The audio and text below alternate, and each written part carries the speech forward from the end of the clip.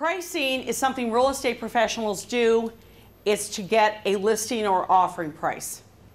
You can do it the day you get a license, whether you know how to or not. That's the terrifying thing.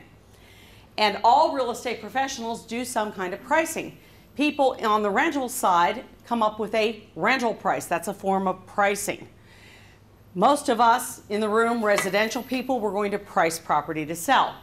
Valuation is an appraisal or an opinion of value prepared by an appraiser. Here in Pennsylvania, we have very specific laws and rules about who can do appraisals and who can do CMAs. And we're going to talk about those a little bit later.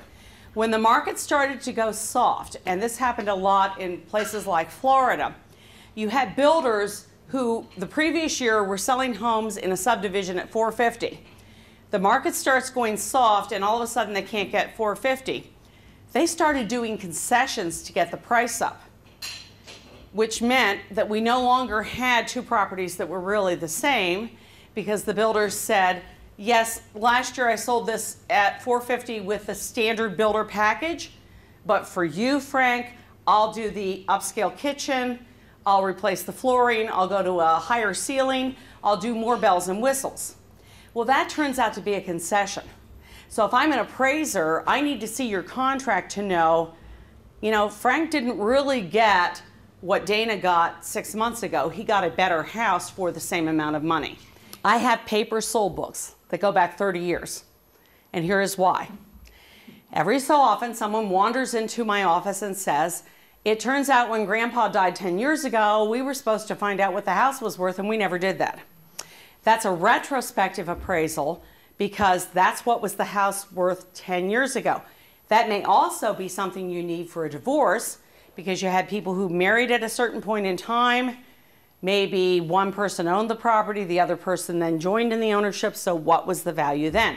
Look, typically in our market, it takes 120 days to sell a property. And they're saying, we'd like to sell this one in 60 days. Again, there's only one thing that will reliably work every time if I want to sell my property quicker than what I'm competing against. Bring the price down. The sales prices of other investment properties will tell you what investors were willing to pay for a particular stream of income. Now, a CMA for an investment property would be different than residential property, and you're really looking at return on investment. Absolutely. That's really what your investors are going to be looking at. So lots of times you and I are out on a listing appointment, and it's not even a new house, but the seller wants to believe cost equals value. So Brent, I put in a swimming pool, it cost me 30 grand. I redid the kitchen, that cost me 50 grand. Ergo, my house is worth more than my neighbor's. Is that always correct? No. Anyone besides me had a buyer not want a house that had a pool because they didn't want a pool. So that's one of those great improvements. You do it, but the next guy may not like it. So Eileen, you got to get ready before you go. So what's one thing you'd like to do? Well, one of the things that I would keep track of is how many showings, what the objections were. Another thing I would look at is if something's happened in the market, in the area, or even with the demographics. Have people lost their jobs during this period of time? What made that property not sell? Now, the same folks that ask for a quick sale value sometimes recognize the property is not in great shape. People were losing it through foreclosure. On their way out, they trashed the place. Maybe they took the furnace. Maybe they took the copper tubing. How many of you have been in these houses? So then the question is, what's the as repaired value?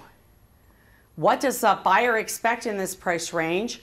And what is the as repaired value? They will also often ask for an as is value. Most of these companies will not make repairs unless the as repaired value is enough to cover the cost of repairs, and then many of them still don't make repairs. How many of you have seen that? We could sit here and talk all day long about what we think this house is worth and how to price it. But at the end of the day, that house is worth what a buyer is willing to pay. How many of you agree?